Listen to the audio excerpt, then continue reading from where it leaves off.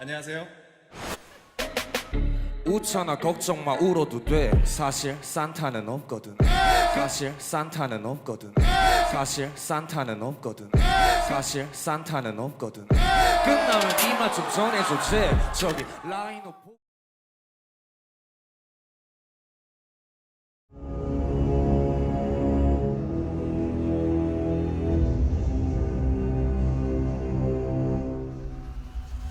2023년의 마지막 한 달인 12월이 시작되면서 연말 특수에 따른 산타랠리의 기대감이 만연해지고 있습니다.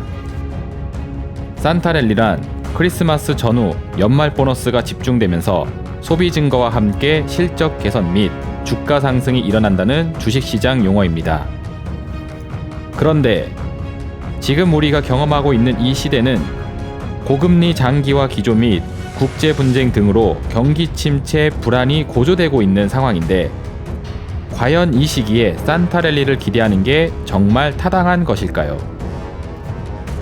오늘 영상을 통해 저는 산타랠리와 같이 계절 효과가 갖는 특수성 원리에 대해 설명을 드리면서 동시에 올해 연말은 더더욱 산타랠리를 기대하기 어려운 이유에 대해 살펴드리도록 하겠습니다.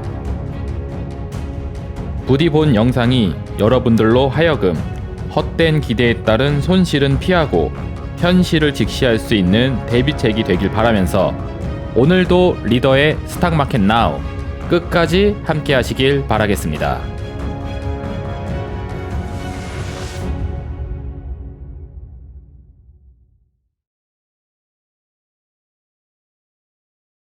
자, 반갑습니다. 리더 스탁 정예준입니다.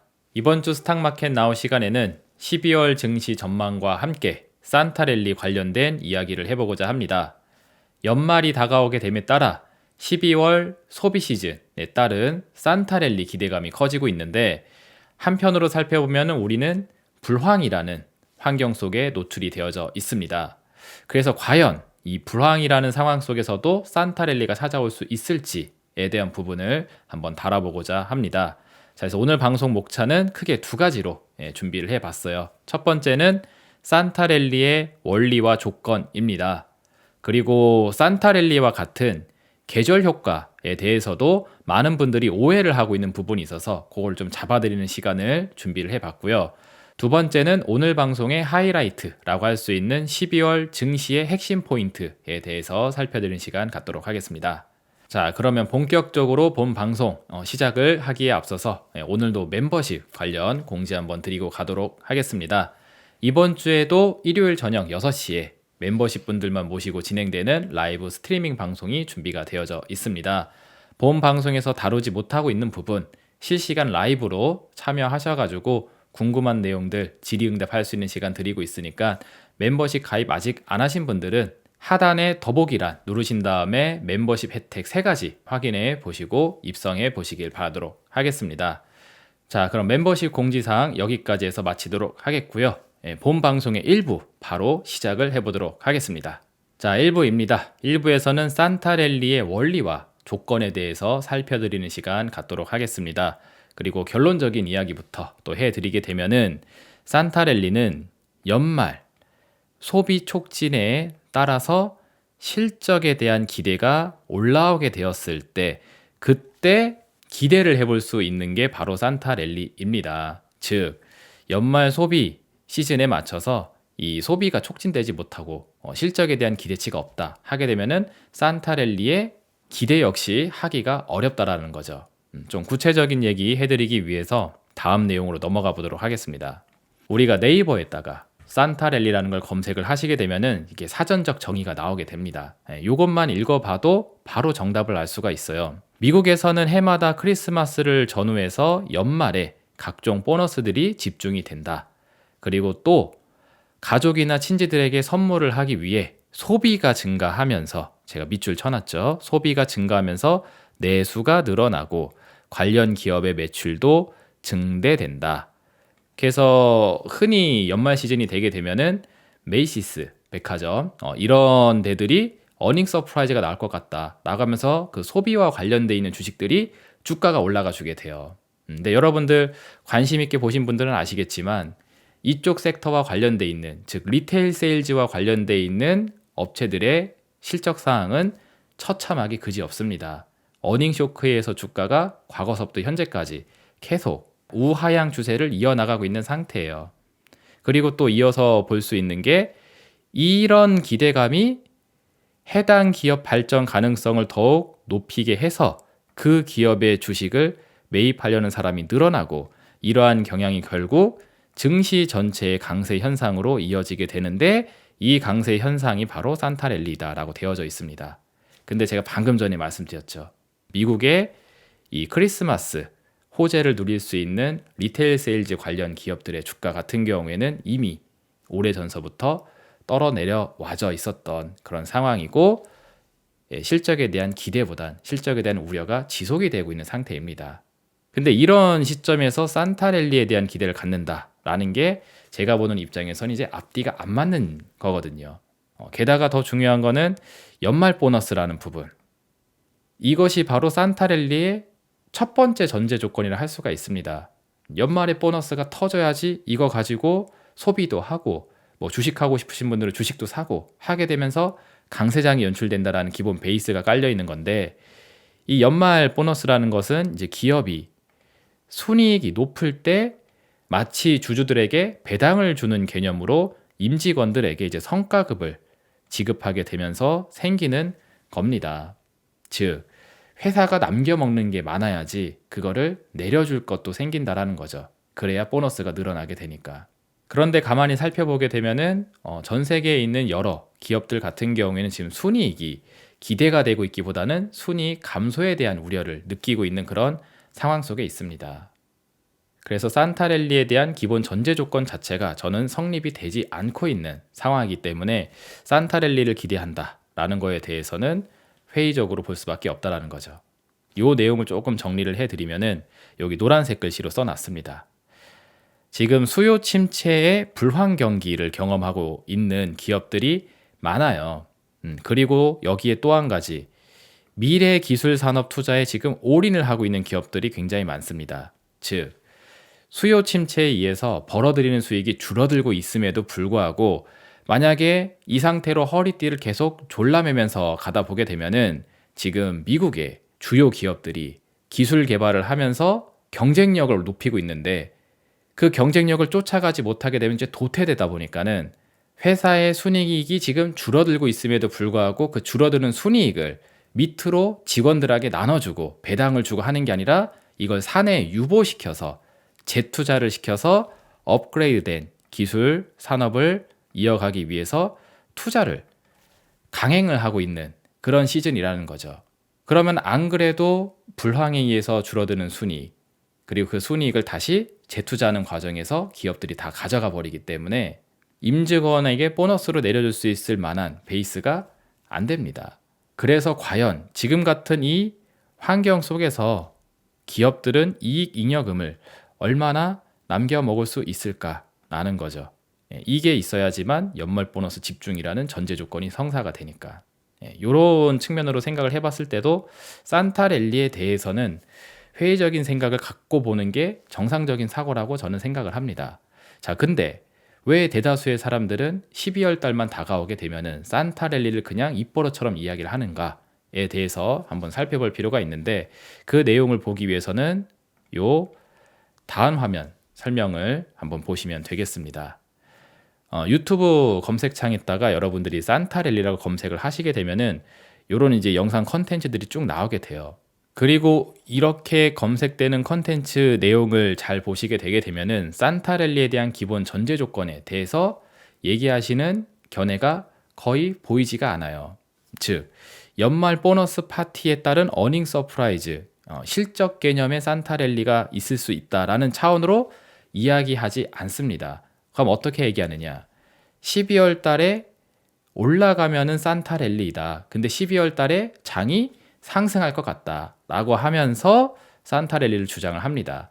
그러다 보니까 기본 베이스의 논리가 뭐냐면은 또 금리 이야기입니다. 금리 인상 가능성이 낮고 물가가 안정적으로 가고 있기 때문에 요즘 장이 괜찮지 않느냐. 그리고 이 기조가 지금 이어지고 있다. 게다가 내년에는 금리가 내려가게 되는 시즌이 될 수도 있다고 하니 이것도 기대해 볼 수 있다.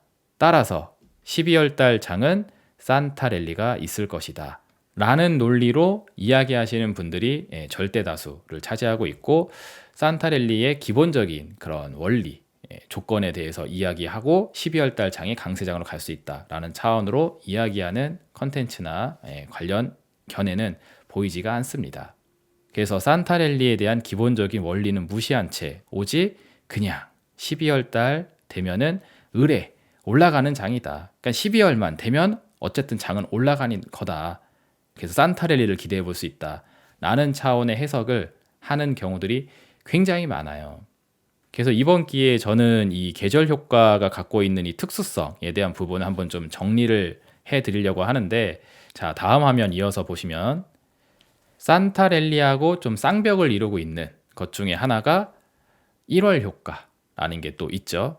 그래서 신년에 대한 기대감입니다. 이거는 새해가 다가오게 되게 되면은 뭔가 새로운 시작을 하는 기분이 들기 때문에 이 신년에 대한 기대감이 생기게 돼요.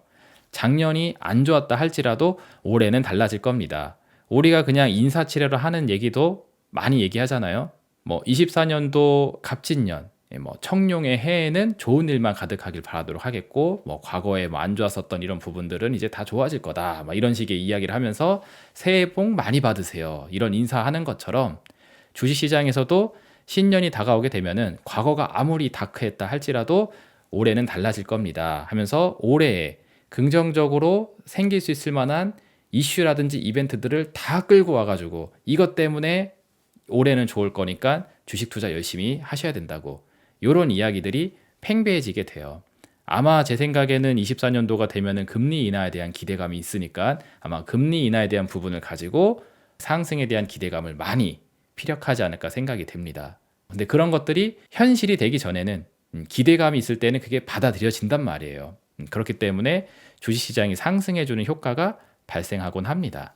그게 1월 효과라는 거거든요. 그리고 특히 1월 달에 되면서 신년이 다가오게 되게 되면은 이 투자 포트폴리오 같은 경우에도 재구성이 많이 일어나게 됩니다. 일반적인 개인 투자자분들도 새해니까 새로운 마음가짐으로 정리할 건 좀 자르고 물 탈 건 좀 물도 타고, 그리고 새로 현금화 시켜서 새로 살 주식은 또 새로도 사보고, 이렇게 하면서 리셋을 하시기 때문에 그 리셋을 하는 과정 속에서 또 주가 상승에 대한 기대감, 이런 것들이 또 생기게 돼요. 그리고 기업들이 신년이 되게 되면은 이제 포부를 이야기하게 되면서 올해 우리 기업은 얼마를 달성할 겁니다. 무슨 회사가 될 겁니다. 업계의 탑이 될 겁니다. 이런 이야기를 하게 되면은 그런 성장에 대한 기대감, 이런 것도 잡히게 되고, 또한 나라가 기업들 열심히 일하라고 하면서 세제 혜택이라든지 이런 걸 정책적으로 제시를 하게 되면은 그게 이제 또 원인이 돼서 올라주는 그런 효과들이 신년에 1월 달에 많이 나오게 돼요.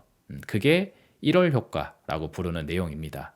자, 그리고 썸머 랠리라는 것도 있어요.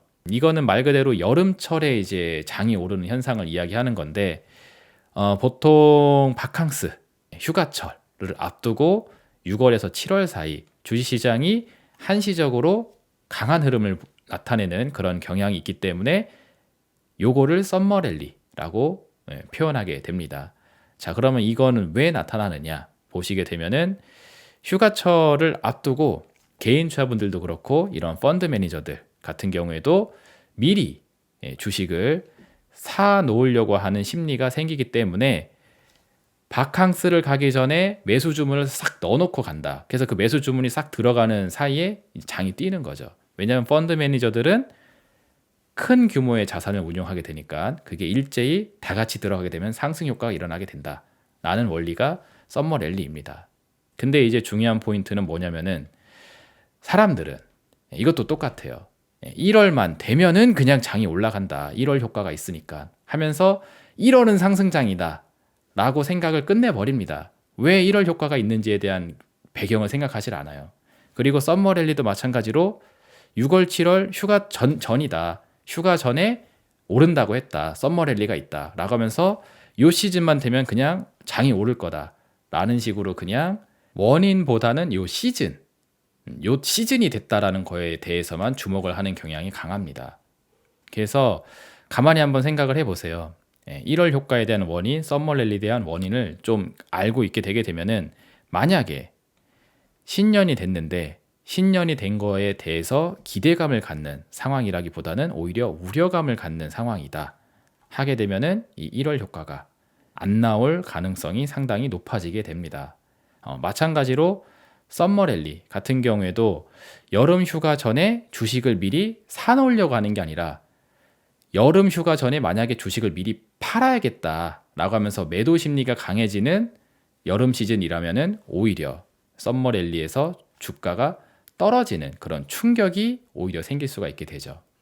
이런 식으로 원인에 대한 부분, 조건에 대한 부분을 알고서 접근을 해야지 제대로 된 계절 효과에 대해서 이해를 하실 수가 있습니다. 또 이어서 볼 수 있는 게 이런 거죠. 5월 달이 되게 되면 이제 장이 안 좋다라고 하면서 sell in May and go away 라는 그런 또 주식시장 격언이 있습니다. 보통 우리가 인식하고 있는 건 이거죠.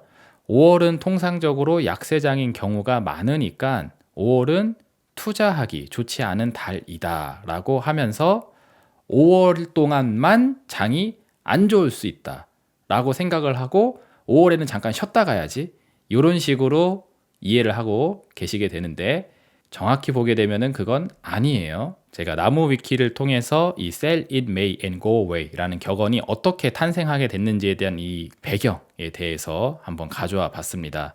밑줄 친 부분을 좀 읽어드리면은 Stock market returns in many countries during the May-October period are systematically negative or lower than the short-term interest rate 라고 쓰여져 있습니다.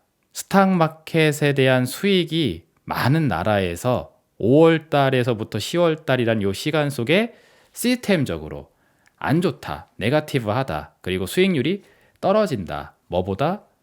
short-term interest rate, 단기 이자율보다. 그래서 만약에 은행에서 단기 이자율을 뭐 2%를 준다 하게 되면은 그 2% 수익률보다 떨어지는 경우가 많이 나온다라는 거죠. 근데 여기서 중요한 포인트는 뭐냐면은 메이가 아니라 메이에서부터 옥토버라는 이 기간, 즉 5월서부터 10월이라는 시즌 동안 안 좋다라는 이야기를 하고 있습니다. 그럼 이게 왜 형성되게 됐냐면은 아까 전에 우리 연말 효과, 1월 효과 이런 거 배웠잖아요. 그게 만약에 성공을 한다 하면은 산타 랠리 터지고 1월 랠리 터지고 하면서 주가가 강세장 무드로 돌아가게 됩니다. 그리고 그 분위기가 대충 한 3월, 4월 정도까지 어느 정도 유지가 돼요. 자, 그러면은 사람들이 이제 차익 실현을 하고 싶은 욕구가 슬슬 생기기 시작하게 되게 됩니다. 뭔가 상승 동력이 이제 슬슬 떨어져 나가는 것 같으니까 야, 여기서부터 이제 좀 팔아야 되는 거 아닌가 싶은 생각에 절정 부분이 바로 5월 달쯤에 잡힌다라는 겁니다. 그래서 5월서부터 한 10월 정도까지 조정이 일어나게 되고 10월이 지난 다음에 그 다음에 가을에 돼서 다시 사면은 연말 효과를 또 누릴 수가 있다. 요 이야기가 Sell in May and Go Away의 탄생 배경이라고 보시면 됩니다. 그래서 5월 달은 약세장이 되는 게 아니라 피크를 치는 달이다라는 개념이 있어요. 연말 효과에 의해서 튕겨 올라갔던 게 상승분이 조금씩 조정이 되지만 5월 달쯤에 피크가 될 거다. 그래서 이때 팔고 나가 있으라는 거죠. 그리고 조정이 충분히 다 일어나게 되면 한 10월쯤 될 테니까 10월쯤 됐었을 때 다시 돌아와서 사라. 그리고 연말 효과로 다시 슈팅이 일어나게 되면은 또 수익을 낼 수 있다. 요 개념입니다.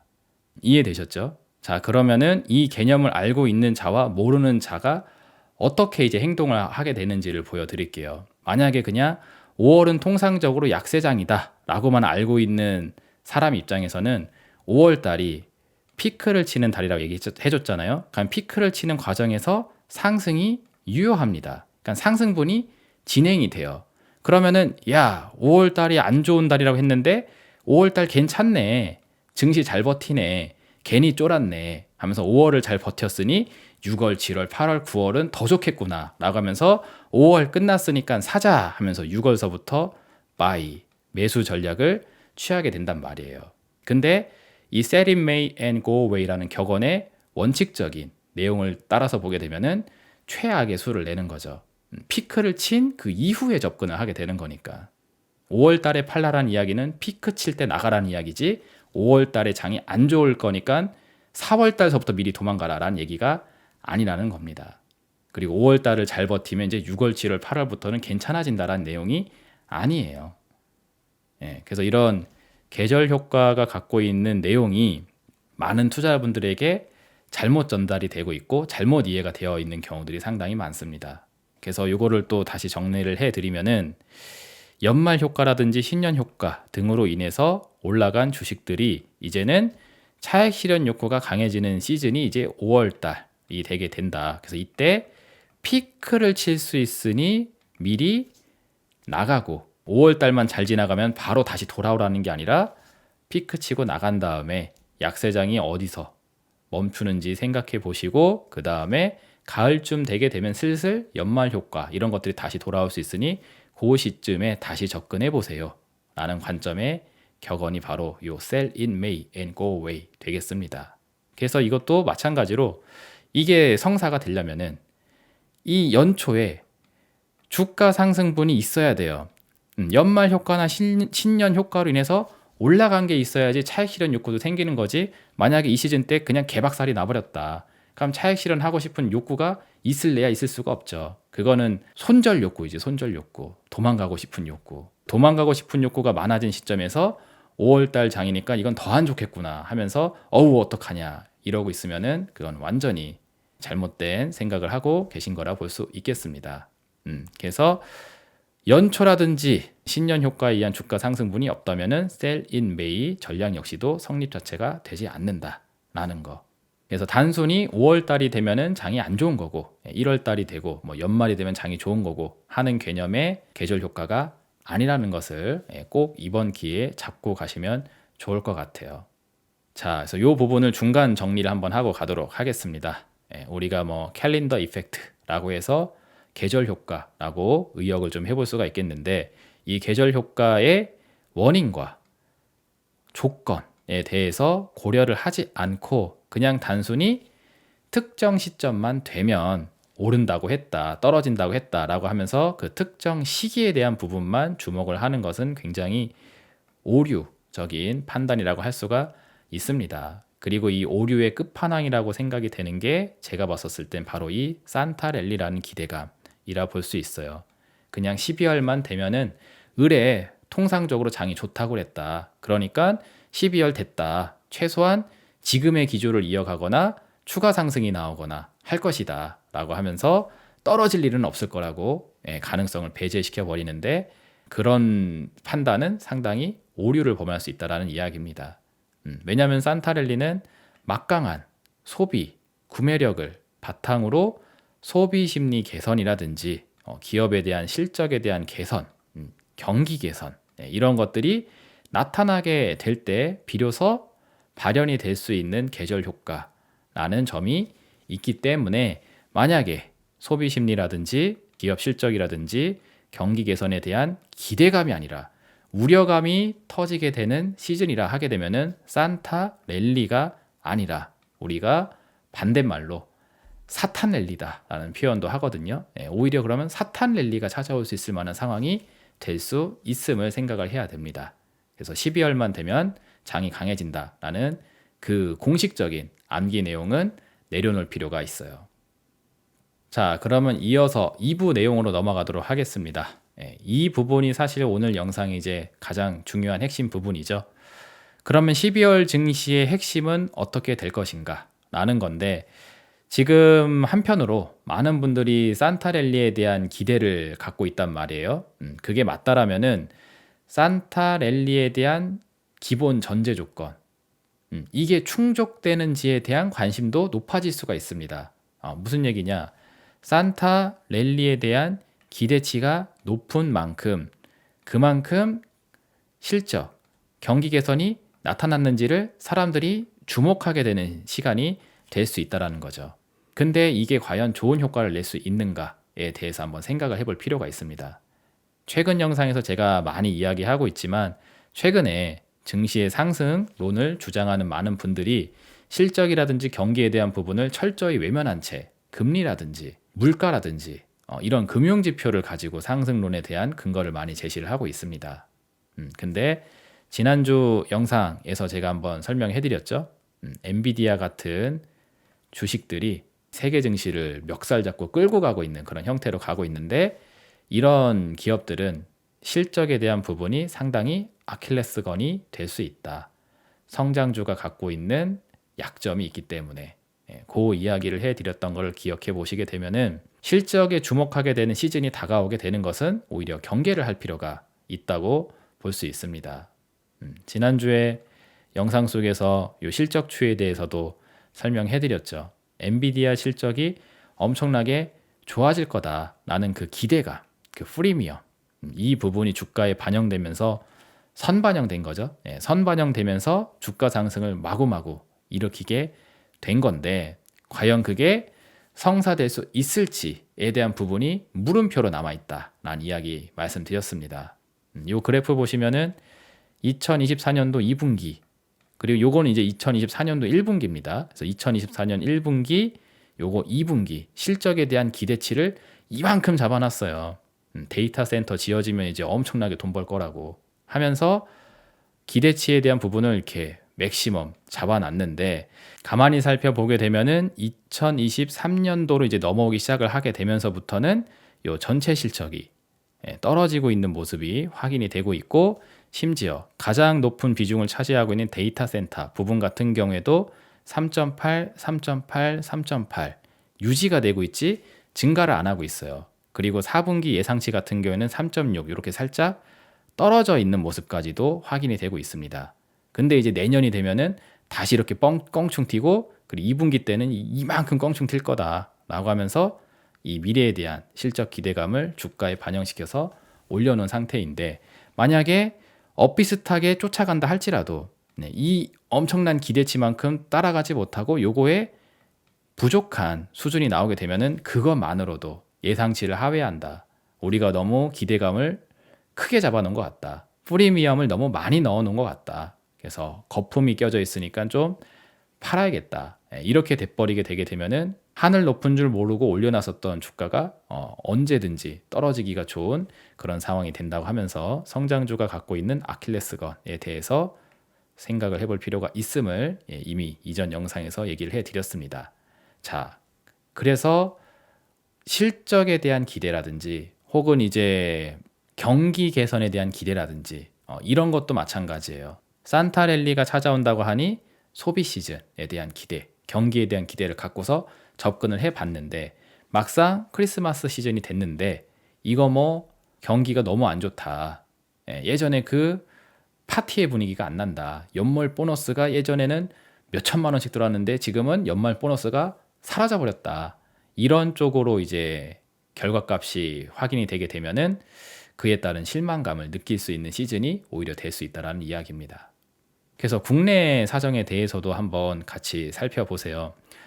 미국의 엔비디아 같은 반도체 회사가 있다면 우리나라에는 삼성전자, SK하이닉스 같은 메모리 반도체 회사가 또 존재하고 있습니다. 그리고 이런 회사들이 엔비디아에 대한 성장성이 올라가는 만큼, 즉 시스템 반도체에 대한 수요가 증가하는 만큼 메모리 반도체에 대한 수요도 증가할 거다라는 그 기대감으로 동반 상승을 보여주고 있는 게 현재 상황인데, 주가와는 별개로 기업들의 실적 차원에 접근을 해보시게 되면은 이미 그 충격은 시작이 되어 있는 상태입니다. 제가 이것도 오래전서부터 많이 이야기를 해드리고 있죠. 23년도가 이제 한 달밖에 안 남았어요.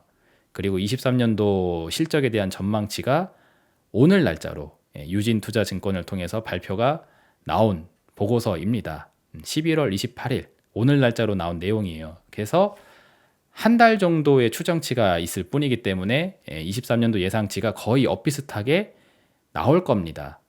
왜냐하면 11월 달까지는 지금 진행사항이 확인이 됐고, 그 다음에 이제 납은 12월 달에 해당되는 부분만 집계해서 넣게 되면은 1년에 대한 데이터가 나오게 되니까 연초에는 오류가 많을 수가 있는데 연말이 돼서 이제 추정을 하게 되면은 거의 이제 정확도가 높아질 수 있죠. 그 얘기입니다. 그래서 거의 23년도 실적이 이런 추이로 나오게 될 가능성이 높은데, 지금 보면은 엄청난 어닝 쇼크로 올해를 마감할 예정입니다. 보시면은 매출액 감소 확인이 되고 있고요. 특히나 영업이익의 감소세가 엄청나죠. 이게 단위가 10억 원이니까 10억, 100억, 1000억, 조 43조 원 수준의 영업이익이 22년도에 찍혔는데 올해 같은 경우에는 익스펙테이션 값이 지금 7284니까 7조 원 수준으로 떨어질 예정입니다. 43조에서 7조로 내려간다고 예상이 되고 있어요. 그래서 영업이익 감소율을 제가 계산을 해보니까 약 83.2%의 급감률을 지금 기록할 예정입니다. 그리고 당기순이익을 살펴보게 되었을 때 55조 원 규모의 당기순이익이 22년도 기준으로 찍히게 됐는데 올해 같은 경우에는 지금 13조 수준으로 찍힐 것으로 예상이 되고 있는 상태예요. 그래서 이것도 감소율을 측정을 해보게 되니까 76.4% 급감률이 또 나오게 됩니다. 그리고 이 단기순이익을 주식 순이익으로 나누게 되면은 주당 순이익인 EPS 값이 또 계산이 되게 되죠. 그래서 이것도 똑같이 76.4%가 감소하게 됩니다. 왜냐면은 주식 수량은 변화가 없으니까. EPS 구하는 게 이 회사의 순이익, 요거를 이제 주식 수량으로 나눈 게 EPS잖아요. 그래서 내가 갖고 있는 주식 한 주가 이 회사가 발생시킨 순이익 개념으로 보았을 때 얼마만큼의 가치를 가지는지, 내가 가진 주식 한 주가 순이익으로 봤었을 땐 얼마의 가치인지, 요 개념을 보는 거죠. 그래서 약간 액면가치 개념이 있습니다. 그래서 요걸 계산을 해 봤더니 76.4% 정도의 급감률을 보이게 됩니다. 왜냐면은 요 순이익이 76.4로 줄었는데 주식 수는 변한 게 없으니까. 그래서 분모는 고정인데 분자값만 76.4 떨어졌으니까 그쵸, EPS 값도 똑같이 76.4가 떨어진 값으로 계산이 되겠죠. 그래서 크게 어닝 쇼크가 발생됐다는 부분이 확인이 돼요. 그리고 EPS를 구했으면 다음으로 우리가 PER이라는 걸 이제 산정을 해 보게 됩니다. 그래서 이 회사의 주식의 액면 가치인 EPS 요거를 이 회사의 현재 시장 주가로 비교를 해보는 거. 내가 갖고 있는 주식이 순이익 개념으로 봤었을 때 예를 들어서 100원 정도의 가치를 가진다고 한다. 근데 이게 시장에서 이 주식이 10,000원에 거래가 되고 있어요. 시장 가격이. 그럼 PER이 10배 이렇게 계산이 되는 개념이죠. 그래서 내가 갖고 있는 액면 가치 대비해서 시장 가치가 지나치게 높은지 혹은 적정 가치인지 이걸 확인하는 게 PER이고, 가치 투자네 뭐네 이런 걸 배우시게 되게 되면은 이 개념을 아주 중시 여깁니다. 그래서 PER이 2022년도에는 어떻게 나왔냐면은 8.9배가 나왔어요. 그래서 워렌 버핏 선생님의 대략적인 기준은 한 18배 정도를 두고 이거보다 이하면 저평가다 이런 이야기를 한다고 하는데 22년 같은 경우에는 그 저평가 영역에 해당이 됩니다. 근데 23년도 같은 경우에는 PER이 무려 37.8배로 지금 증가가 돼서 찍힐 예정이에요. 왜냐하면 EPS 값이 확 떨어져 버렸으니까. 그래서 EPS 하고 P를 이렇게 비교하는 이 공식이 퍼인데, 퍼를 구하는 산식인데 2022년도 연말 당시 주가 기준으로 보게 되면은 55,300원이었습니다. 그리고 지금의 주가는 72,300원이에요. 그래서 22년도 연말 요때 요 실적을 내고 있었을 당시에 연말 주가는 55,300원. 그리고 23년도 지금 현재 요런 실적 성적표를 내고 있는데 주가는 오히려 더 떨어진 게 아니라 72,300원으로 오히려 올라 있는 상태입니다. 그러니 P는 더 상승했고 EPS는 박살이 나버렸으니 분모가 깨져버리고 분자가 확 뛰어버렸죠. 그러니까 PER 값이 올라가지 않을 수가 없죠. 그러니까 이렇게 극단적으로 크게 차이가 나게 되는 겁니다. 순식간에 삼성전자가 이제 고평가주가 돼버리는 이런 모양새가 돼버리게 됐어요. 그래서 우리가 보통 펀더멘털 분석 이런 거 했었을 때 삼성전자는 언제나 저평가주라는 평가를 받아왔었던 기본 베이스가 있습니다. 근데 23년도를 경험하면서 그동안의 공식이 깨져버렸어요. PER이 무려 30배 이상 수준까지 올라가는 이런 모습이 확인이 되고 있습니다. 그만큼 버블이 많이 껴있다라는 평가도 가능한 데이터가 되고 있죠. 그리고 맨 마지막으로 보시게 되면은 EV EBITDA라는 게 나오게 되는데 이것도 제 강의 영상 보신 분들은 잘 알고 계실 겁니다. 화요 강좌에 올라가져 있는 영상들을 하나씩 보시게 되게 되면은 손익계산서 보는 법, 그리고 재무상태표 보는 법, 그리고 각종 재무지표들 보는 법에 대해서 제가 영상을 하나씩 찍어 놓은 게 있습니다. 그래서 마지막 3편을 보시게 되면은 이 EV EBITDA라는 개념에 대해서도 설명을 해드렸어요. 그래서 EV하고 EBITDA를 마찬가지로 비교해 보는 개념인데 EV는 뭐냐면은 엔터프라이즈 밸류라고 해서 이 회사의 기업 가치를 나타내는 겁니다. 그리고 EBITDA는 실적이긴 실적인데 세금, 그리고 감가상각비, 그리고 이자 이런 부분을 빼기 전의 어닝이라고 해서 영업력과 관련돼 있는 데이터라고 보시면 돼요. 그래서 실적은 실적인데 영업력과 관련된 부분만 확인하는 실적이다라는 개념으로 보시면 됩니다. 그래서 만약에 예를 들어서 이 회사의 가치, 이거는 자기 자본 플러스 타인 자본이에요. 이걸 좀 쉽게 설명을 해드리려면은 예를 들어서 제가 떡볶이 장사를 한다고 한번 해볼게요. 그래서 내가 갖고 있는 원금 5천만 원하고 은행에서 대출을 써가지고 5천이라는 타인 자본을 빌려와서 총 1억이라는 걸 가지고 사업을 시작을 했습니다. 그래서 떡볶이집 하나를 차리는데 1억이라는 투자를 했고, 그래서 이 회사는 지금 1억짜리 회사가 되어져 있는 거예요. 그래서 기업 가치가 1억이라고 세팅이 되어져 있는 상태라고 보시면 되겠습니다. 자, 그런데 제가 매년 순수익을 계산을 해보게 되니까 영업 활동을 통해서 발생시킨 순수익이 약 5천만 원이 나온다. 예를 들어서입니다. 그러면은 5천만 원을 가지고 1년을 일했고, 그리고 다음 해 똑같은 성적표가 나온다 하면은 내년에 5천만 원이 또 생기겠죠. 순이익이. 그쵸? 영업 활동에 따른 순이익이. 그러면은 저는 2년이라는 시간 동안 일을 하게 되면은 바로 이 회사의 가치인 1억 분을 달성하게 됩니다. 즉, 장사를 하는 입장에서 보게 되면은 언제 원금을 뽑을 수 있을까? 그 개념이라고 보시면 되세요. 1억을 투자했는데 언제 1억 이상의 돈을 벌 수 있을까? 계산을 해봤더니 2년 걸리더라. 그러면은 되게 짧은 겁니다. 2년 만에 나는 기업 가치를 초과할 수 있는 영업력을 갖고 있는 회사를 갖고 있는 개념이 되는 거예요. 끝내주죠. 그럼 2년 동안만 고생하고 3년 차부터는 이제 다 남는 거라고 생각하시면 되겠습니다. 그러면 그때는 회사를 확장해도 되고 3억짜리 회사로 늘려도 되고 떡볶이집 2호점, 3호점을 내도 아무런 상관이 없게 되는 상태가 되는 거죠. 그 개념이 EV EBITDA입니다. 그래서 이거는 낮으면 낮을수록 좋은 거예요. 그래서 삼성전자 같은 경우에 EV EBITDA가 2022년도 당시에 4.5였는데 23년도 추정치는 지금 7.8. 그래서 약 73%의 증가가 확인이 되고 있습니다. 안 좋아지게 된 거죠.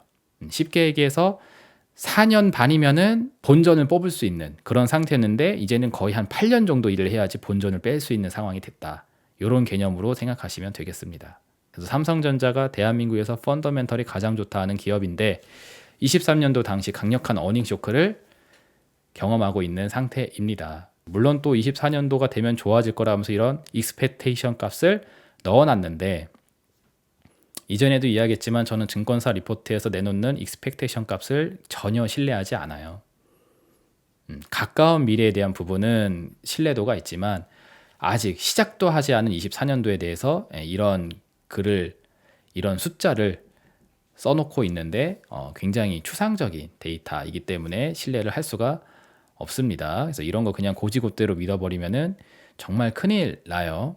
증권사에서 배운 사람들이 이렇게 작성한 건데 설마 뭐 틀려봤자 얼마나 틀리겠느냐 이렇게 생각하시면은 완전 오산입니다. 왜냐면은 이전에 제가 그 뭐 인터스텔라 영화 소개하면서도 그런 이야기 한 적이 있었었는데 미래에 좋아질 수 있는 부분에 대해서만 변수를 고려해서 나온 데이터예요. 현재를 기준으로 좋아질 수 있는 데이터에 대한 부분만 수치를 바꿔서 추산을 때려 넣은 값이라고 보면 되겠습니다. 그 영화 인터스텔라 보면은 중력 방정식을 풀어야 되는 그런 이제 숙제가 나오게 되는데 아무리 노력을 해도 그 방정식이 안 풀리는 장면이 나옵니다.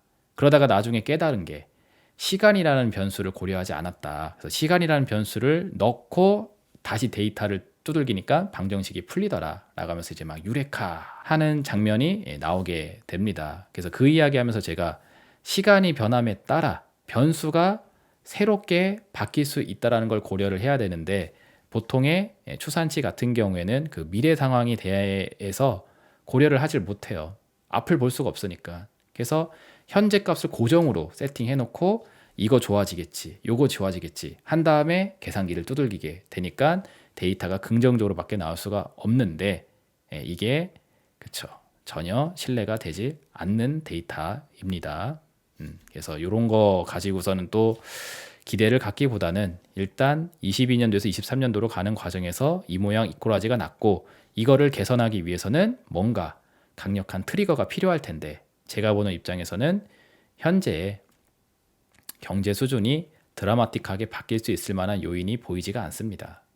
그래서 저는 이런 분위기가 이어졌으면 이어졌지 이런 드라마틱한 급적 반전이 일어날 수 있을 만한 24년은 기대하기 어려울 걸로 생각하고 있어요.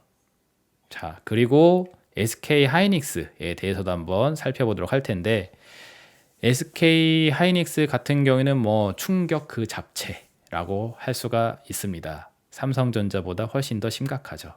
이 회사 같은 경우에는 일단 비율로는 계산이 안 됩니다. 왜냐면은 적자 전환을 해버렸기 때문에. 그래서 제가 수치로 갖고 왔어요. 그래서 영업이익 같은 경우에는 지금 6조에서 마이너스 8조 원 수준의 영업이익이 찍힐 걸로 예상이 되고 있는 상태입니다.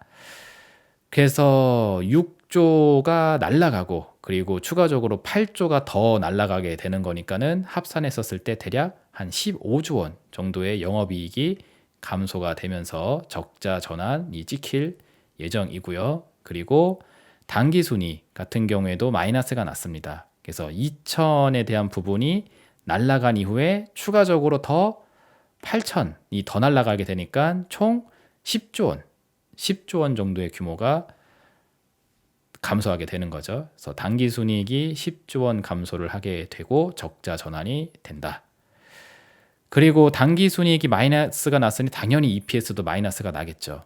순이익을 주식 수량으로 나누는 건데 주식 수량은 반드시 뭐 플러스일 수밖에 없으니까 순이익을 이렇게 주식 수량으로 나누게 되게 되면은 한 주당 액면 가치가 나오게 됩니다. 근데 이 분자가 마이너스니까 EPS 같은 경우에도 마이너스가 찍히게 되죠. 그래서 이번 23년도 추정치가 마이너스 11,391원으로 찍힐 예정입니다. 그럼 이건 뭐예요? 내가 갖고 있는 주식 한 주에 대한 액면 가치가 플러스가 아니라 오히려 마이너스라는 거죠. 주식을 갖고 있으면 갖고 있을수록 손해가 나는 그런 이제 액면 가치라고 볼 수가 있습니다. 그래서 원래는 EPS가 작년 기준으로 3,000원 수준이었는데 이게 마이너스 11,000원이 됐으니 3,000원이 까지고 추가적으로 11,000원이 더 내려간 거니까 총 대략 14,454원 정도의 감소가 나타나게 됐어요. 그리고 이제 더 충격적인 건 이제 PER이죠. PER이 22년도 당시에 주가, 연말 당시 주가가 한 75,000원 정도 수준이었는데 주가가 75,000원이었을 때 당시에도 PER이 41.8배 수준이었습니다. 그러니까 결코 이 주가도 싼 주식 주가는 아니었다라는 거죠. 워렌 버핏 선생님이 기준으로 잡아줬었던 18배를 기준으로 산정을 했었을 때 75,000원까지 내려가는 그 22년 연말까지의 과정이 있었을 때에도 얘는 여전히 고평가 상태에 있었다는 겁니다. 근데 심지어 지금은 23년도 현재 주가가 13만 1,300원 수준에 있어요. 거의 더블링이 되어져 있는 상태입니다. 그러면은 PER 같은 경우에도 작년 EPS를 똑같이 냈었어도 PER이 한 2배 이상 더 증가를 해야 되니까 한 80배 정도의 수준의 PER이 될 만한 그런 상황이죠. 근데 PER은 안타깝게도 계산이 안 됩니다. 왜? EPS가 마이너스를 쳐버렸으니까. PER 구하는 산식이 EPS하고 이제 현재 주가를 비교하는 건데 분모에 해당되는 EPS가 마이너스를 치게 되면은 이거는 수학적으로 계산이 되지가 않죠.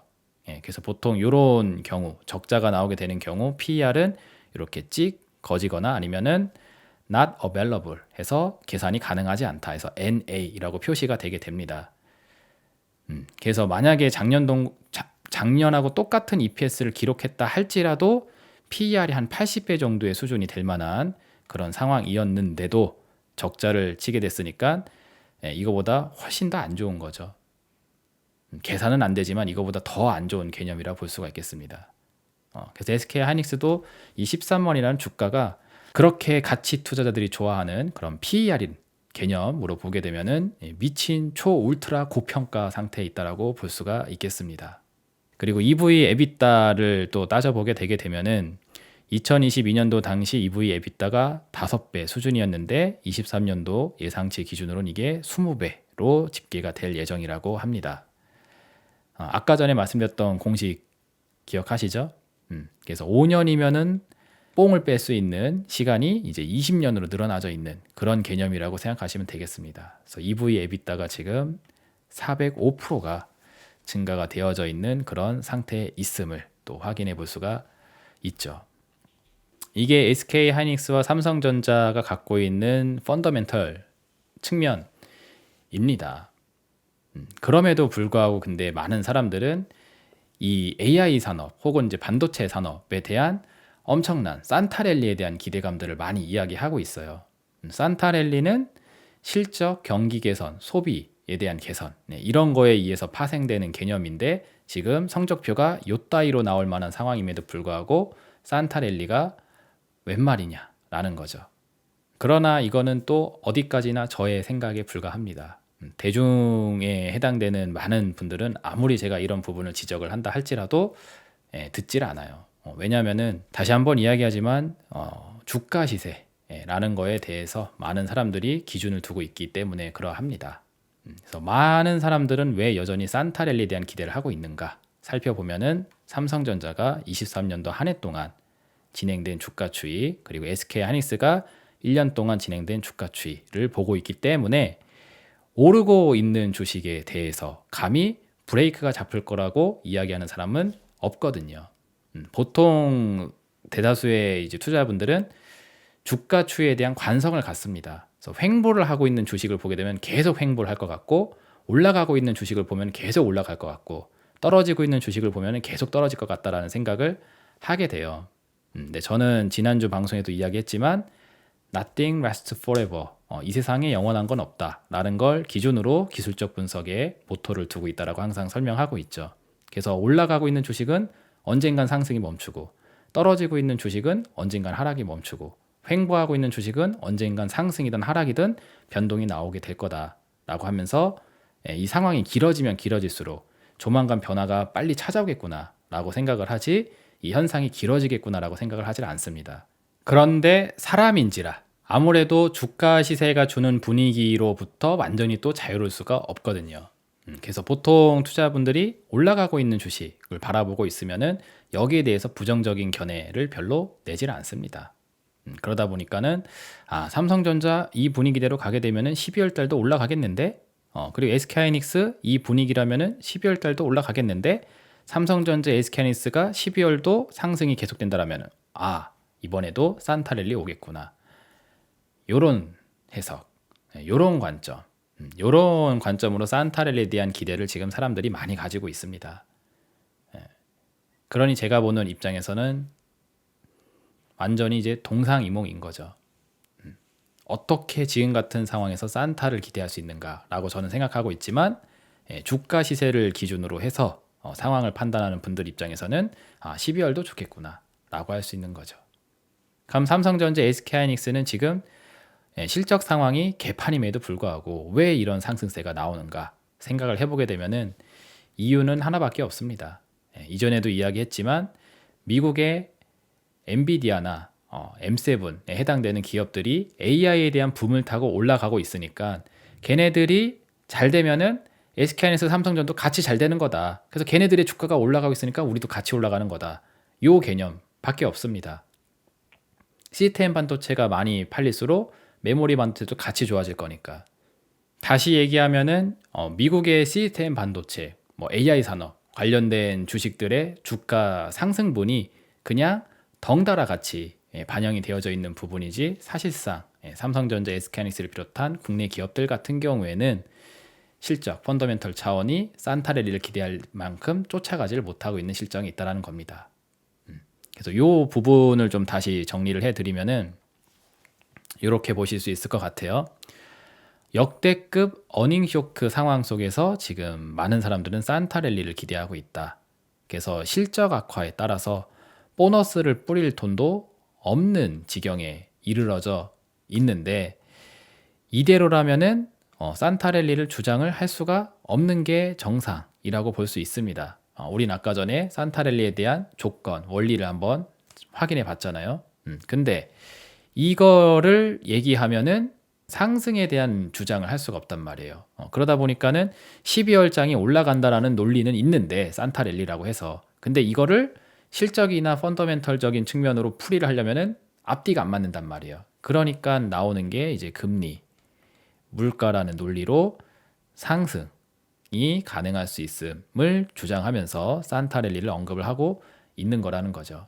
근데 이게 주류 언론이 만들어 놓은 논리를 그대로 따라가는 그런 답습하는 그런 차원에 불과하다라는 걸 좀 지적을 하고 싶습니다. 이전에도 제가 많이 이야기했지만 요 금리 라이팅 영상에서도 이야기를 했죠.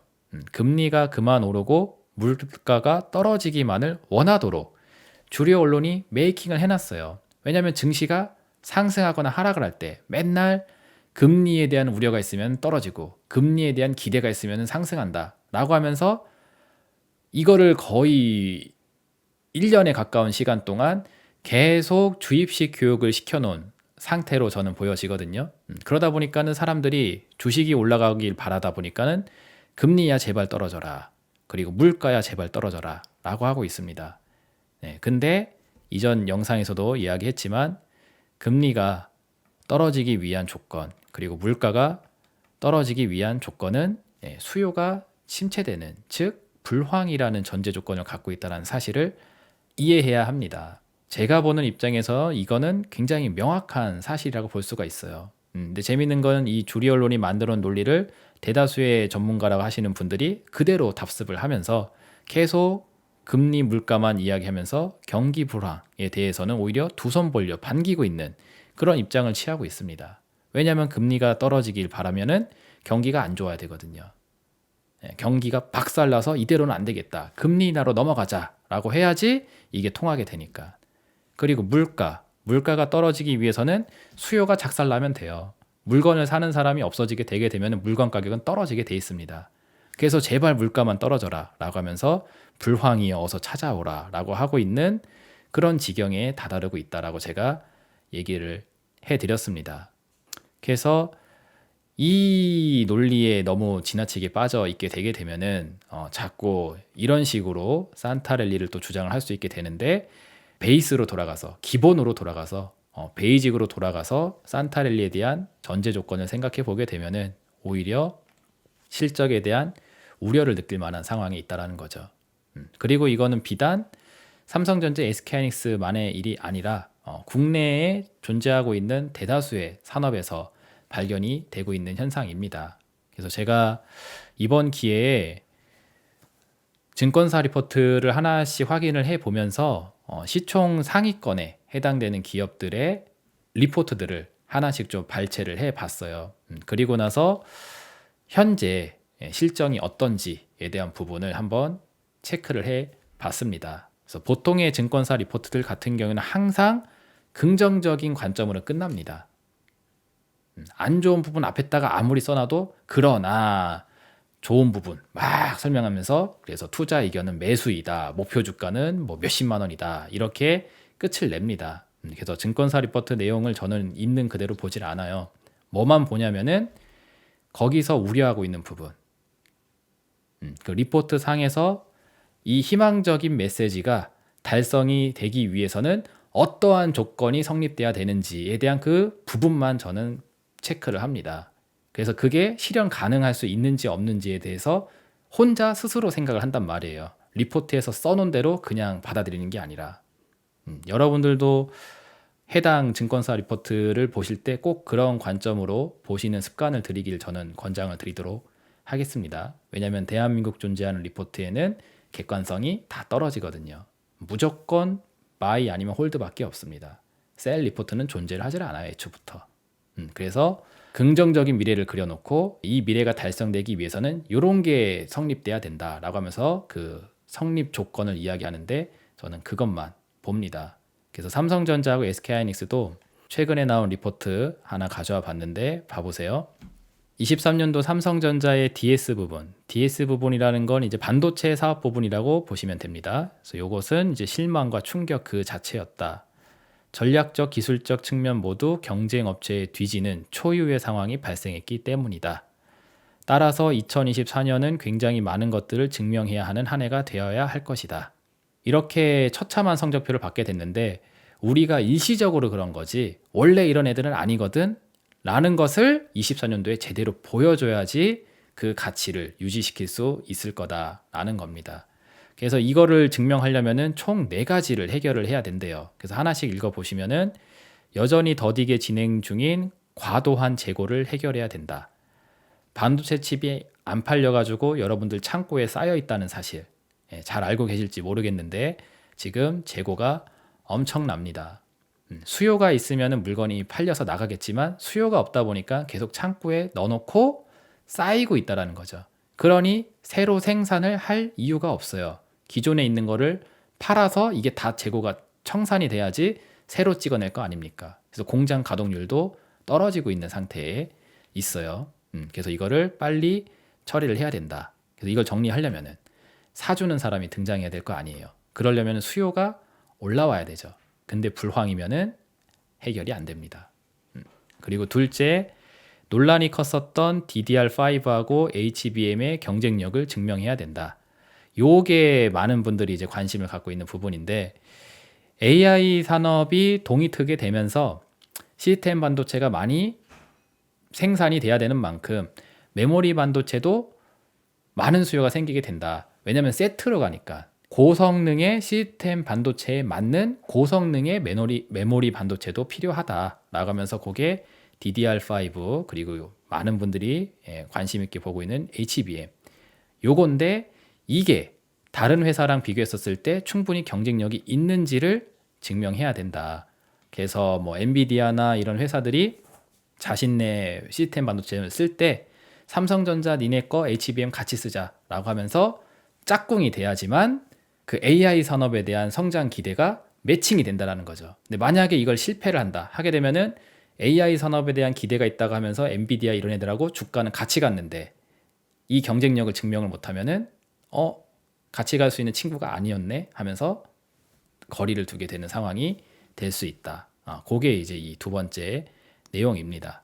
그래서 어떻게 보면 최근 나오고 있는 주가 상승의 원동력이 이런 거라고 할 수 있죠. 그래서 24년도가 되었을 때 이거를 증명을 해줘야 된다는 겁니다. 주가에는 이미 프리미엄을 먹여서 올려놨는데 증명을 못하면은 떨어질 수 있으니까. 그리고 셋째로 기대가 컸던 만큼 실망도 큰 파운드리에서 의미 있는 성과를 보여줘야 된다. 그래서 파운드리에 대해서는 뭐 많은 분들이 잘 알고 계실 텐데 대략 설명을 다시 해드리면은 위탁 생산이라는 개념으로 보시면 됩니다. 미국의 반도체 회사들은 팹리스가 많아요. 공장이 없고 기술만 있습니다. 그래서 이 기술을 바탕으로 삼성전자야 우리가 설계도 줄 테니까 요거대로 찍어. 그리고 찍어서 우리한테 줘. 그럼 우리가 돈 줄게. 그래서 공장만 역할을 하는 게 파운드리 업체라고 볼 수 있어요. 그래서 미국이 이런 기술력을 바탕으로 어떻게 보면 이 파운드리 업체를 향해 좀 갑질을 할 수 있는 그런 개념이 성립이 되고 있습니다. 이게 또 중요한데 이따가도 이야기를 하겠지만 미리 말씀을 해드리면은 이 파운드리 업체들 간에 이제 경쟁이 나오게 돼요. 기술을 갖고 있는 회사, 그러니까 설계 기술을 갖고 있는 회사는 하나인데 그게 뭐 미국의 A라는 회사라고 한번 해보겠습니다. 그 A라는 회사의 기술이 딱 독보적으로 있어요. 그래서 이거를 위조하지도 못하고 기술을 가져갈 수도 없게 차단을 해놓은 다음에 너네들은 그냥 우리가 시키는 대로 그냥 찍어내기만 해 라고 한 다음에 파운드리 사업을 하고 있는 회사들, 예를 들어서 뭐 B라는 업체, 뭐 C라는 업체, D라는 업체라고 해볼게요. 여기들한테 오더를 동시에 주게 되는 겁니다. 그래서 일거리는 여기서 나오는데 그 하나의 일거리를 가지고 셋이서 싸워야 되는 거예요. 우리가 제일 잘 만들 수 있다. 우리가 불량 없이 가장 고품질로 그리고 가장 싸게 만들어 줄 수 있다 하면서 이들끼리 경쟁을 해야 되는 게 요 파운드리 업체의 현실입니다. 그래서 요 지위를 차지하기 위해서 삼성전자, SK하이닉스, 뭐 TSMC 이런 회사들끼리 이제 박터지게 싸우게 되는 상황이 되는 건데, 이 경쟁력에서 우위를 점해줘야지 파운드리에서의 성과가 나올 수가 있게 되는 거겠죠. 근데 이게 안 되다 보니까 실망이 큰 한 해가 됐던 겁니다, 이번에. 그래서 이게 구조적으로 참 힘들어요.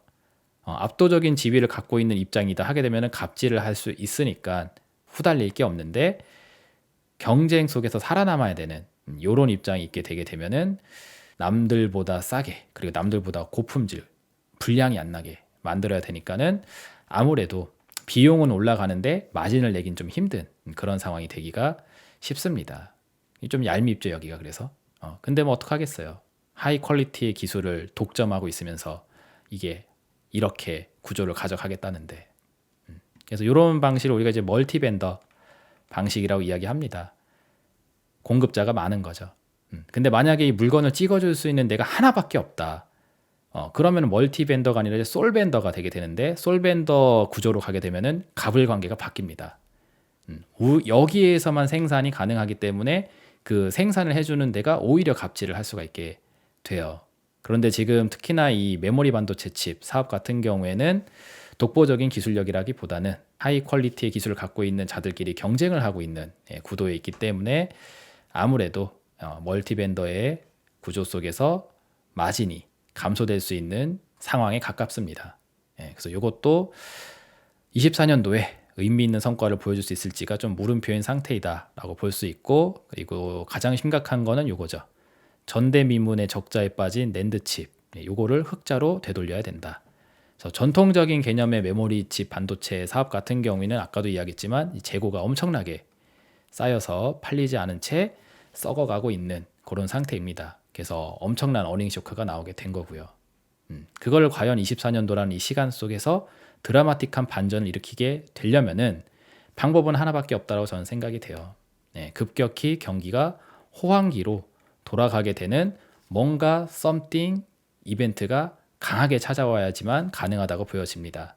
그러지 않고서는 낙폭이 너무 크기 때문에, 실적 하락의 낙폭이 너무 크기 때문에 개선에 대한 기대감이 많이 낮을 수밖에 없어요. 그리고 이 상황은 SK 하이닉스 같은 경우에도 똑같이 경험을 하고 있는 상황이라고 보시면 되겠습니다. 그래서 2024년도가 되게 되었을 때 HBM2라고 되어져 있는데, 이 HBM이 이렇게 시리즈가 있다고 생각하시면 돼요. 숫자가 올라갈수록 업그레이드된 기술이라고 보시면 됩니다. 그래서 지금은 HBM3라는 반도체 칩에 대한 수요가 있기 때문에 2에 해당되는 부분은 수요가 급격히 퇴조할 것으로 보인다. 그러나 HBM3에 대한 수요는 폭발적으로 팽창을 이어갈 테니까는 SK 하이닉스도 뭐 실적이 턴어라운드 되지 않을까라고 전망을 한다고 돼 있어요. 물론 이거는 증권사 리포트의 희망적인 메시지에 불과하고, 제가 보는 객관적인 입장에서는 이것도 받아들이기가 힘듭니다. 요 이야기를 하려고 방금 전에 멀티벤더 이야기를 하게 된 거예요. 자, HBM2의 수요가 급격히 퇴조하게 된 것은 새로운 시리즈가 나왔기 때문입니다. 즉, 기술이 뛰어난 기업이 나타나서 이전 기술을 눌러버리게 되면은 과거에 대한 기술 수요는 확 떨어지게 돼요. 그리고 그 높은 기술력을 갖고 있는 쪽으로 이제 일거리가 몰릴 수 있게 되게 됩니다.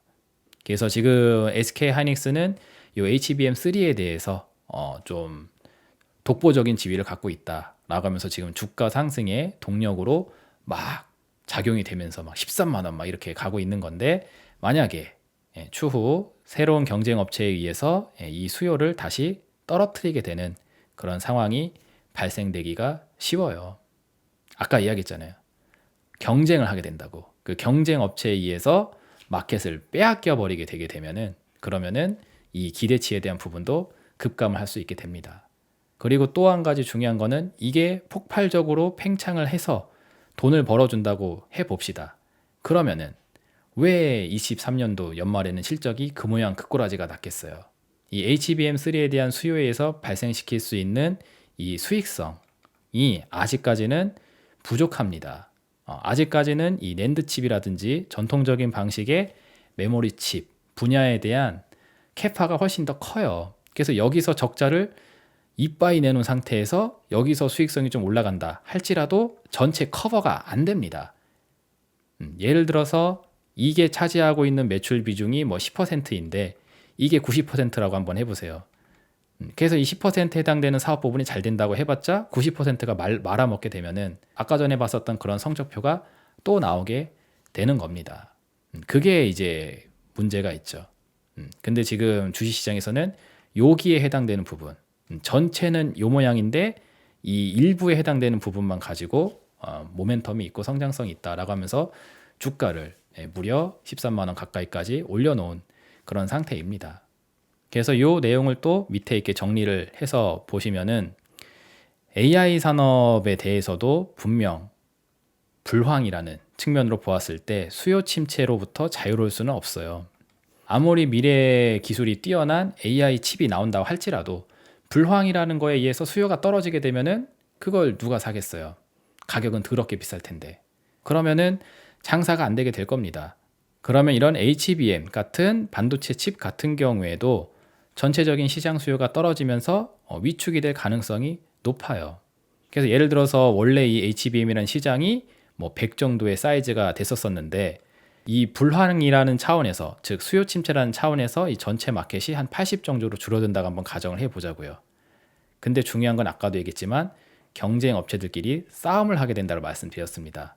가면 이 줄어들어 있는 80이라는 이 시장을 서로 나눠 먹겠다고 싸우게 되게 되면은 그리고 그런 업체들이 다수 포진을 해 있게 된다 하게 되면은 동종 업계 간의 경쟁이 치열해지게 되면서 이 마켓 쉐어를 차지하기 위해서 또 치킨 게임을 할 수밖에 없어요. 가격 경쟁력으로 밀어낼 수밖에 없다라는 거죠. 똑같은 기술력이다 하게 되면 최대한 싸게 생산을 할 테니 아까 전에 말씀드렸던 팹리스 회사한테 제발 우리랑 계약하자고, 우리랑 단독 계약하자고 하면서 러브콜을 보내야 되는 거죠.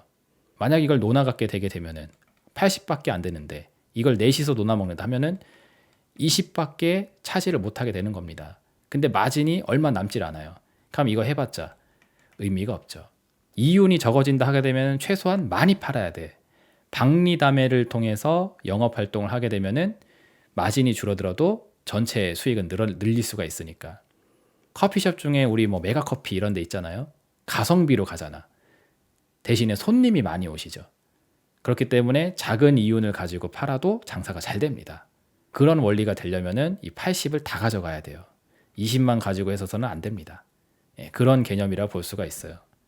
그래서 SK하이닉스 같은 경우에도 아무리 요 뭐 HBM에 대한 경쟁력 우위를 지금 점하고 있다고 하지만 전체 매출 비중에서 차지하고 있는 비율이 아직까지는 낮은 상태이고 그리고 이 HBM이란 시장 자체도 마켓 쉐어를 차지하기 위한 동종업계의 경쟁이 치열해질 예정이기 때문에 성장에 대한 막연한 기대를 지나치게 크게 갖는 게 어려운 실정이 있다고 볼 수 있습니다.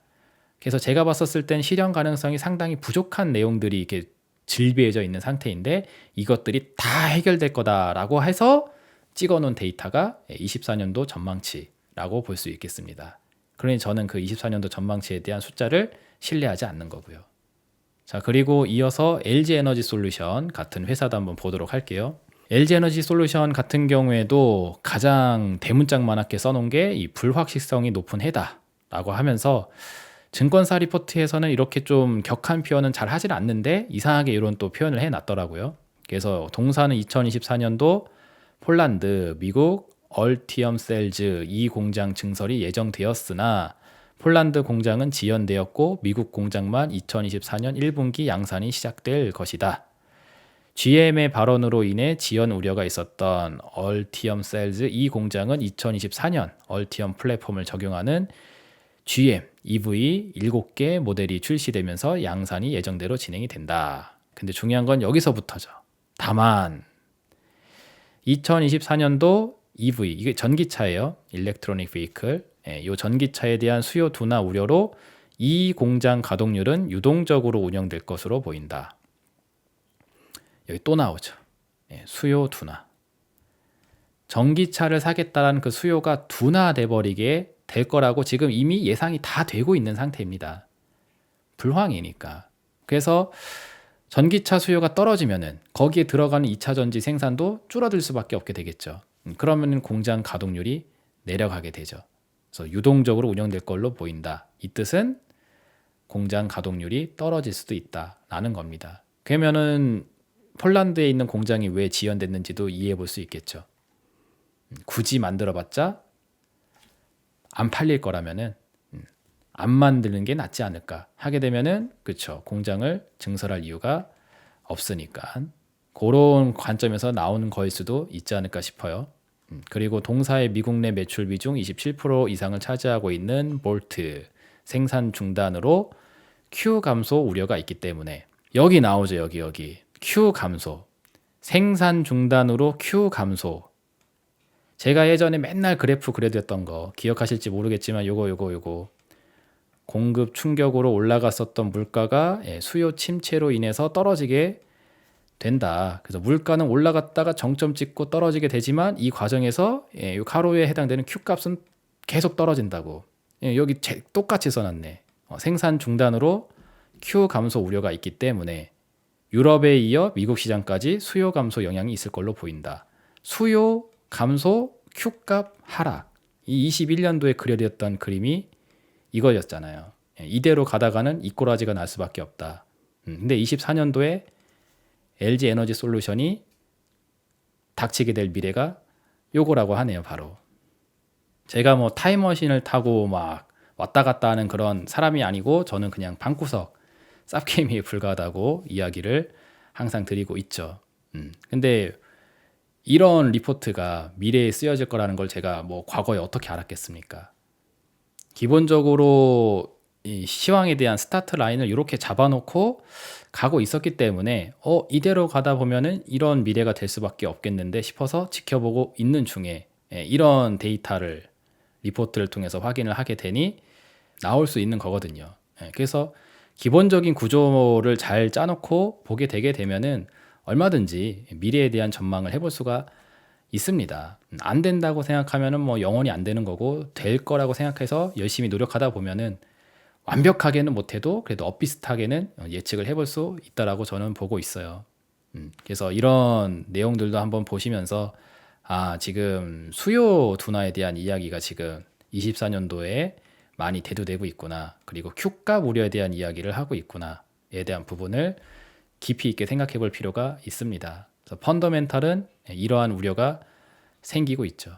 마찬가지로 이것도 증권사 리포트 보면은 이게 다 해결이 될 거다라고 가정을 해서 그럼에도 불구하고 이제 뭐 투자를 해볼 만한 종목입니다라고 끝을 맺긴 해요. 근데 저는 이게 오래전서부터 상당히 그려져 왔었던 내용이고 이게 해결이 되려면은 제가 처음 그려졌던 그 구조상 근본적인 원인이 해결이 돼야 되는데 제가 보는 입장에서는 근본적인 원인 해결이 전혀 일어나지 않고 있기 때문에 24년도에 이 불확실성은 해결이 되기가 어렵겠구나라고 저는 보는 겁니다. 그래서 2차 전지 생산의 주류는 이제 아무래도 전기차의 몰빵이죠. 2차 전지가 들어가는 제품에서 거의 뭐 대다수가 전기차라고 보시면 됩니다. 그래서 전기차랑 2차 전지는 세트라고 제가 많이 이야기를 했잖아요. 그래서 전기차 시장이 안 좋아지게 되면은 2차 전지도 같이 따라가게 된다고. 그래서 전기차 수요가 불황에 의해서 감소가 된다 하면은 2차 전지 같은 경우에도 공장 가동률이 떨어지게 되고, 마찬가지로 얘도 재고가 쌓이게 되는 거예요.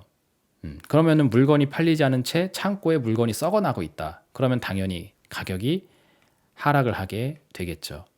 그래서 물건 가격이 떨어져서 매출이 나봤자 마진이 줄어버린다 하면은 실적 악화로 이어질 수가 있게 됩니다. 그래서 우리나라에서 시총 최상위권에 해당되는 삼성전자, SK하이닉스, LG 에너지 솔루션 이렇게 세 가지 종목을 보시게 되게 되면은 펀더멘털적인 문제가 쉽게 해소될 만한 상황이 있지 않구나. 24년도가 기대가 되는 종목이라기보다는 24년도에 대한 걱정이 있는 기업들이구나 라는 생각을 해볼 수가 있습니다. 그리고 옵션으로 몇 개 더 보시면은 LG화학하고 현대차 보도록 하겠습니다. 화학업종 같은 경우에도 굉장히 대한민국에 있어서 캐파가 큰 산업이라고 할 수가 있는데 이 화학업종에 대해서도 미래 실적에 대한 걱정이 많이 잡히고 있어요. 23년도 4분기에 대한 영업이익이 7,635억 원이 될 걸로 예상이 된다. 그리고 화학 첨단 소재 분야는 둔화가 예상이 된다라고 하고 있습니다. 그래서 메탈 가격 약세가 지속되면서 양극재 ASP는 4분기에 추가적으로 약 10% 하락이 예상이 된다.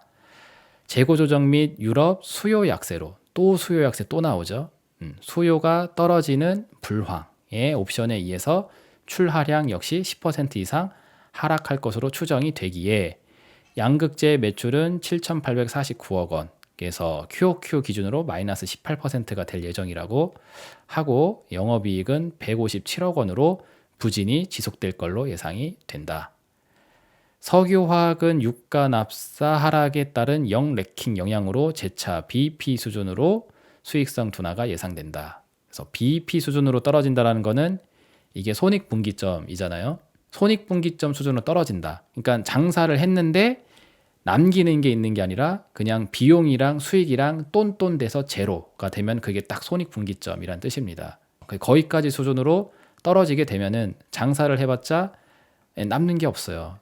그럼 직원들한테 보너스 줄 것도 없는데 뭐 산타랠리 뭐 불가능하겠죠, 그죠? 그래서 BEP 수준으로 수익성 둔화가 예상되고 있는 산업이 또 우리나라의 LG화학, 화학 업종입니다. 그래서 4분기의 영업이익은 약 전분기 대비 11%가 떨어질 것으로 전망된다라고 얘기를 하고 있어요. 그래서 이런 상황들이 계속 많이 노출이 되고 있습니다. 근데 보통 뭐 주식하는 사람들끼리 이제 뭐 농담으로 하는 얘기인데 그런 얘기 하잖아요. 주가 분석은 떨어지면 하는 거라고. 그러니까 오르고 있는 주식에 대해서는 뭐 가까이 들여다보지도 않습니다. 사실 그렇잖아요. 근데 이게 갑자기 뭐 며칠 만에 급락을 한다든지 하게 되면은 얘가 왜 이렇게 됐을까 하면서 그때부터 뉴스 찾아보고 뭐 기사 찾아보고 뭐 리포트 찾아보고 그리고 막 재무제표도 어떻게 보는지도 잘 모르겠는데 평상시에 보지도 않던 재무지표 열어본 다음에 실적은 괜찮은지 보고 막 그런 경우들이 많죠. 그래서 이런 것들도 주가 추이가 비교적 양호하게 진행되고 있는 상황 속에서 관심들이 뚝뚝 다 떨어져 있는 상태이지만 주가 시세와 관계없이 저는 펀더멘털에 대한 부분이 이제 저의 시황 기준이라고 말씀드렸기 때문에 거기에 집중을 해서 보게 되면은 정말 이게 제대로 가고 있는 게 맞는 건가 싶은 걱정이 들 정도로 심각한 모습들을 연속적으로 계속 나타내고 있는 상태입니다.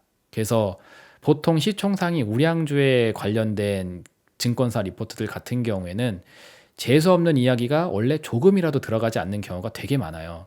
근데 요새는 증권사 리포트 속에서도 펀더멘털 문제를 완전히 가려버릴 수가 없다 보니까 거기에 대한 우려를 이렇게 표현을 하고 있습니다. 자, 현대차 같은 경우에도 마지막으로 보시면은 다수의 완성차 업체가 전기차 관련 투자를 늘려왔던 사양에서 수요 증가세 둔화에서 수요 이야기가 또 나오죠. 그래서 이것은 투자 리스크가 커지는 결과가 될 수 있기에 최근 일부 완성차에서 투자 축소 등의 움직임이 포착되고 있다. 전기차가 많이 팔리겠지 해서 투자를 늘려놨는데 예상했었던 만큼 수요가 올라오지를 못하는 게 목격이 되니까 일부 완성차 회사들 같은 경우에는 안 되겠다. 지금이라도 도망가자, 빼자 해서 투자 축소를 하고 있는 움직임 등이 포착이 되고 있다고 합니다. 즉 미래에 예상했었던 것만큼 장사가 안 될 거라는 우려를 하고 있다는 거죠. 즉 불황에 대한 우려를 지금 가정하고 있는 상태라는 겁니다. 그래서 이런 부분이 위기가 된다고 얘기를 하고 있어요. 근데 뭐 증권사 리포트다 보니까 그러나 현대차는 개별적으로 장사를 잘하니까 그러니까 산업이 안 좋아져도 현대차는 오히려 이런 위기 속에 강한 모습을 내면 더 잘 될 거다라고 하면서 결국 긍정적으로 마무리를 해놓긴 했지만 그거는 얘 생각이고 저는 혼자 독자적으로 이게 과연 감내할 수 있는 리스크인가 이런 부분을 개별적으로 확인을 한다고 했죠. 근데 제가 봤었을 때는 쉽지 않을 걸로 보여집니다. 그리고 이어서 이런 이야기도 나와져 있어요. 지난 2, 3년 동안 지속됐었던 공급자 우위의 시장은 마무리되어 비용 측면에서 부담이 증가할 것으로 전망이 된다. 아주 중요한 이야기죠. 공급자 우위 시장, 즉 물건을 판매하는 자가 갑질을 할 수 있었던 시장이라고 생각하시면 됩니다. 이해가 잘 안 되시면 이거는 부동산 생각해 보시면 아주 이해가 완전히 되실 거예요. 집을 팔려고 내놓은 사람과 집을 살려고 하는 사람들 간에 거래가 일어나야지 매매가 활발하게 진행이 되는데 요새 뭐 부동산 주택 시장 이런 거 보시게 되면은 거래가 잘 안 일어난다라고 하고 있잖아요. 왜 그러냐면은 매도자, 부동산을 보유하고 있는 자 입장에서는 고가로 팔고 싶은데 매수를 하려고 하는 사람은 절대 이 가격엔 안 사겠다 하면서 팽쳐버리니까 그러니까 이런 현상이 나오고 있는 거거든요. 예전에는 집을 갖고 있는 사람들이 가격을 올리면은 매수자들이 그 가격에 쫓아서 맞춰서 샀었던 게 과거인데 지금은 매수자들이 이거를 쫓아가지를 않습니다. 그리고 이 현상이 강해지게 되게 되면 이제 거꾸로 돼요. 집을 갖고 계신 분들이 이 매수자가 원하는 가격에 맞춰서 가격을 내려내기 시작하게 되는 상황이 될 수 있습니다. 그래서 과거에는 부동산을 갖고 있는 사람, 즉 물건을 갖고 있는 공급자가 갑질을 할 수 있었던 상황, 그게 공급자 우위 시장인 것이고 반대로 상황이 돼서 매수자가 갑질을 할 수 있는 상황이 된다 하면 그거는 수요자 우위 시장이라고 볼 수가 있겠죠. 그리고 수요자 우위 시장이라는 건 즉 가격이 떨어진다는 뜻입니다. 왜? 물건을 사는 사람은 정신이 나가지 않고서는 무조건 최대한 싸게 살려고 하기 때문에 여러분들 주식 살 때 시장에서 10,000원에 거래되고 있는 종목을 난 20,000원에 살 거야. 기분이야 하면서 20,000원에 주식 달라고 그러는 분은 안 계시잖아요. 그렇죠? 호가를 20,000원으로 지르면은 10,000원에 체결이 됩니다. 시장 가격에서. 그런 것처럼 매수는 무조건 가격을 아래로 본단 말이에요. 근데 매수자 우위의 시장이 된다는 것은 가격이 하락한다는 뜻입니다. 그래서 공급자 우위 시장에서는 기업인들이 그리 자동차를 판매하는 사람들이 뭔가 위에 서서 가격 컨트롤 할 수 있는 시장을 의미하는 건데 이게 지금 마무리되고 있다라고 은근슬쩍 증권사 리포트에서도 인정을 하고 있는 상태예요. 그러면서 비용 측면에서 부담이 증가할 것이다. 무슨 말이냐면은 매수자에 맞춰서 물건을 팔아야 되기 때문에 가격이 싸질 거라는 겁니다. 그럼 예를 들어서 현대차가 예를 들어서 아반떼를 3천만 원에 팔고 있었었는데 이 3천만 원에는 나는 도저히 살 수가 없다. 그래서 한 2천만 원이면은 생각해 보겠다라고 하는데 이 매수자 우위의 시장이 되면 이 가격에 맞춰진단 말이에요. 그럼 아반떼를 현대는 2천만 원에 팔아야 돼요. 그럼 남아야 될 게 있어야 될 거 아니에요. 그러려면은 2천만 원보다 싸게 만들어서 팔아야 됩니다. 예를 들어서 1,500만 원을 들여서 만든 다음에 2천만 원에서 팔고 그리고 500만 원의 마진을 남긴다. 이런 느낌으로 가야 된다는 거죠. 그럼 이 1,500만 원에 만들 수 있도록 비용을 관리해 줘야 된다. 그게 이 뜻입니다. 이 내용을 다시 이렇게 좀 정리를 해드리면은 원래는 아반떼를 3천만 원에 판매를 했고 만드는데 2천이 들었다고 한번 해볼게요. 그래서 한 대를 팔 때마다 1,000씩 1,000만 원씩 이익을 남겼다라고 한번 가정을 해봅시다. 근데 수요자 우위 시장이 되게 되면서 가격이 2,000원으로 떨어져 버려요. 그러면은 똑같은 비용으로 만들면 어떻게 됩니까? 만드는데 비용이 2천만 원이야. 그러면은 남는 게 0 없죠. 그러니 어떻게 해야 돼요? 최대한 비용 관리를 해서 1,500만 원에 만들 수 있도록 해야 됩니다. 그래야지 2천만 원에 팔았을 때 500이라도 남길 수가 있으니까. 근데 설령 이렇게 판매를 하면 어떻게 됩니까? 원래는 한 대 팔아서 1,000만 원 남겼었는데 이제는 500밖에 안 남게 되죠. 그러면 이게 실적이 개선되기가 힘들고 실적이 악화될 우려가 커지는 상황이 되게 됩니다. 그래서 지금 현대차와 관련해서 증권사 리포트에서도 아무리 뭐 마무리를 좋게 했다고 할지라도 이런 부분들을 전망하고 있어요. 근데 아시다시피 뭐 애널리스트들도 어쩔 수 없습니다. 왜냐하면 이거는 셀 리포트이기 때문에 이거를 증권사 직원들한테 내려주고 이걸 바탕으로 손님들한테 주식을 사게 해라 라는 게 미션이에요, 이 회사에. 그렇기 때문에 항상 엔딩은 긍정적으로밖에 끝날 수가 없습니다. 그래서 그 입장은 알겠지만 그래도 이런 위험성에 대한 부분을 좀 주목할 수 있게 하는 것이 제가 봤을 땐 굉장히 좀 객관적이고 현실적인 상황이라고 생각을 하는데, 이런 부분들을 이렇게 은근슬쩍만 해놓고 구체적인 부분은 또 이제 긍정적인 마무리로 이렇게 또 해놓는 부분들이 많이 있어요. 그래서 아무튼 저는 이런 불편할 수 있는 내용들만 골라서 본 다음에 이게 위험이 되지 않는다. 그래서 증권사 리포트에서 긍정적인 내용을 발표한 것이 현실이 될 가능성이 높다라고 보면은 저는 이제 그거를 긍정적으로 받아들이고, 그렇지 않다 하게 되면은 아무리 마무리 미사 여구가 긍정적으로 끝난다고 할지라도 거기에 대해서는 저는 선을 긋고 받아들이지를 않습니다. 아무튼 그건 그렇고, 이런 시총 상위 우량주에 해당되는 애들이 현재 그리고 미래에 대한 펀더멘털 실적 전망들이 안 좋아질 만한 배경이 똑같이 있다라는 거, 그게 중요하죠. 수요 침체 불황이라는 전제가 지금 다 깔려 있는 상태입니다. 거기에 대해서 생각을 해보시게 되게 되면은 실적에 대한 기대로 산타 랠리가 진행될 거라는 전망은 사실 상당히 모순적인 내용이라고 볼 수 있겠죠. 자, 그래서 이 부분을 이제 마무리 해보도록 할게요. 괜찮은 척을 하고 있지만 사실 증권사 리포트에서조차도 경기 악화, 즉 불황에 대해서 두려움을 가지고 있는 상태입니다. 그리고 연말 시즌은 과연 우리가 장사를 얼마나 잘했는지를 한번 들여다보는 시즌이기 때문에 그간의 외면했었던 펀더멘털 악화라는 이 꺼내지 않았던 두려움, 이거를 꺼내보면서 다시 마주할 수 있는 그런 기회가 될 수도 있어요. 그렇기 때문에 4분기 산타랠리에 대한 기대는 사실 현실적으로 많이 왜곡되어 있는 시선이라고 보여지고, 12월만 되면 막연히 그냥 장이 올라가니까 산타랠리다 라는 차원으로 해석하는 게 아닌가 싶은 거죠. 그리고 제가 지금 전망을 해드렸던 대로 오히려 펀더멘털 악화라는 거를 맞이하게 되는 상황에 직면하게 된다 하게 되면은 8월에서 10월달 당시 있었던 약세장 무드가 다시 재현될 수도 있습니다. 최근에 그래도 지수가 꽤 2500포인트 구간에서 굉장히 잘 나가고 있었던 분위기였었는데, 요 8월에서 10월달 요 그 추석 때 고 인근 진행하게 되면서 갑자기 확 꺾이기 시작을 했었었죠. 근데 그때 왜 지수 하락이 나오게 됐고 주가 하락이 나오게 됐는지를 한번 잘 생각해 보세요. 그때 딱 실적 우려 관련된 이야기가 나오면서 여기에 원인이 있었었습니다.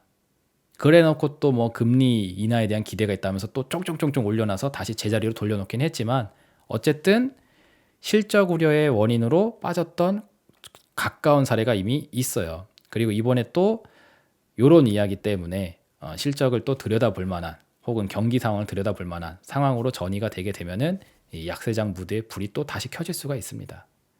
그런 것들 잘 체킹하시면서 산타랠리에 대해서 생각을 해보는 시간이 되시길 바라도록 하겠습니다. 자, 그러면 오늘 방송도 여기까지 해서 마무리하도록 하겠고요. 이번 주 일요일 날 저녁 6시에 또 멤버십 분들을 대상으로 한 라이브 스트리밍 방송 준비되어져 있으니까요. 탁바라기 회원분들은 또 일요일 날 저녁 6시 때 만나서 못다한 이야기, 뭐 질문이라든지 그런 거 있으시면은 같이 얘기 나눠보는 시간 갖도록 하겠고요. 멤버십 탁바라기에 아직 가입을 안 하셨다 하시는 분들은 이번 기회에 입성하셔서 주말 라이브 스트리밍 방송에서도 같이 한번 참여를 해보시길 바라도록 하겠습니다. 자, 그러면은 다음 주에 저는 새로운 주제를 가지고 또 인사드리도록 하겠습니다. 구독, 좋아요, 알림 설정 유지해 놓으시고 다음 주도 리더스탁 전문가와 함께 하시길 바라겠습니다. 감사합니다.